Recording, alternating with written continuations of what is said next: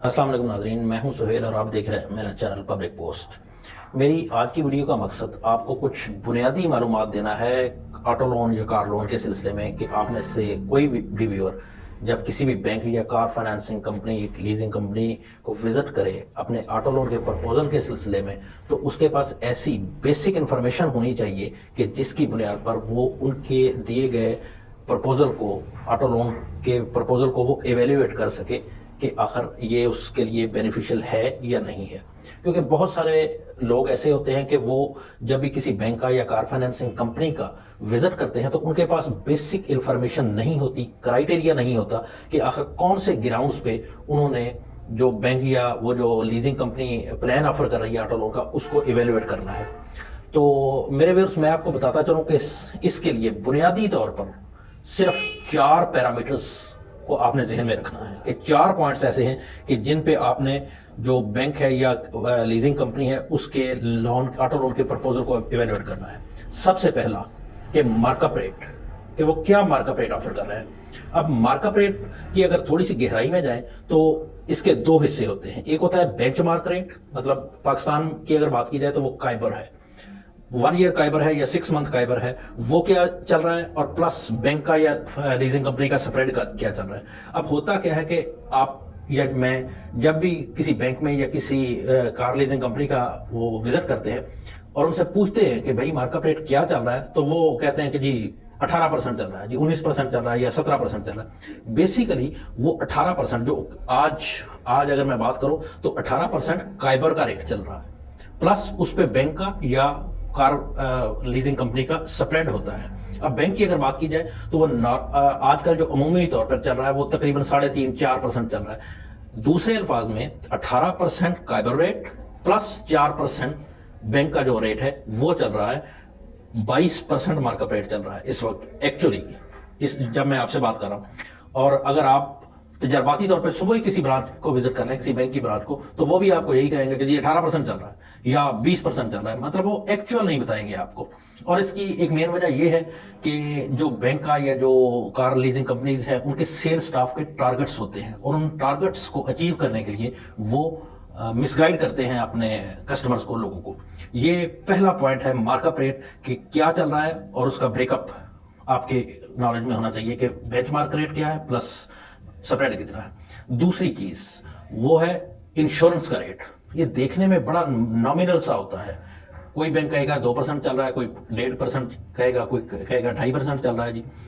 دیکھنے میں بہت نامینل سا ہوتا ہے، لیکن سب سے بڑا جھٹکا جو ہے نا وہ یہ انشورنس ریٹ ہی دیتا ہے۔ اس کی ایک وجہ ہے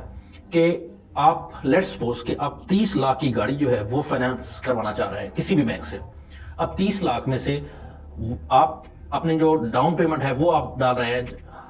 20%، لیٹ سپوز کہ وہ 20% ہے اور وہ 6 لاکھ بن رہی ہے۔ باقی جو 24 لاکھ ہے وہ فائنانس اماؤنٹ ہے، وہ آپ کو ادارہ جو ہے نا وہ فائنانس کر رہا ہے۔ اب جو مارک اپ ریٹ ہے وہ تو لگے گا فائنانس اماؤنٹ پہ، لیکن جو انشورنس ریٹ ہے وہ پورے کے پورے 30 لاکھ پہ لگے گا۔ اور یہ خاص کر ان لوگوں کے لیے، ان لوگوں کو زیادہ جھٹکا دیتا ہے کہ جو انشورنس ویسے تو نہیں کروانا چاہتے، لیکن بینک یا کسی ادارے سے جب گاڑی لون فائنانس کروا رہے ہوتے ہیں تو ان کو انشورنس کروانی پڑتی ہے، اور جتنی وہ زیادہ ڈاؤن پیمنٹ دے رہے ہوتے ہیں اتنا ہی زیادہ ان کو اس انشورنس کا نقصان ہو رہا ہوتا ہے۔ کیونکہ اگر 30 لاکھ کی گاڑی ہے اور وہ 10 لاکھ یا 15 لاکھ ڈاؤن پیمنٹ دے رہے ہیں تو مارک اپ ریٹ تو ان کے فائنانس اماؤنٹ پہ لگے گا، 15 لاکھ پہ لگے گا یا 20 لاکھ پہ لگے گا، لیکن انشورنس کا ریٹ ان کے پورے 30 لاکھ پہ لگے گا۔ تو یہ دوسرا جو ہے نا وہ پیرامیٹر ہے، پہلا مارک اپ ریٹ، اس کا بریک اپ، اور دوسرا انشورنس ریٹ۔ تیسرا کہ کتنے ٹینیور کے لیے آپ کو آفر کیا جا رہا ہے، 3 سال کے لیے، 4 سال کے لیے یا 5 سال کے لیے، 36 مہینے، 48 مہینے یا 60 مہینے۔ یہ ٹینیور آپ کو جو ہے نا وہ مطلب بھی بلیک اینڈ وائٹ میں پتا ہونا چاہیے۔ اور لاسٹ کہ ڈاؤن پیمنٹ کتنی دینی پڑے گی، 20%، 25%، 30% یا 50%، جو بھی آپ کو دینی پڑے گی۔ یہ 4 پیرامیٹرز ہیں، مطلب mark up rate, insurance rate اور ٹینیور اور ڈاؤن پیمنٹ۔ ان چاروں پیرامیٹرز کو آپ سامنے رکھ کے پھر آپ کسی بھی بینک یا مختلف بینکس کے جو ٹینٹیٹیو ان کا پرپوزل ہوگا، جو آفر کریں گے وہ، اس کو آپ ایویلویٹ کریں گے تو آپ کو بہتر سمجھ آئے گی۔ اور تھوڑا سا میں ایویلویٹ کر دیتا ہوں۔ کسی بھی بینک سے آپ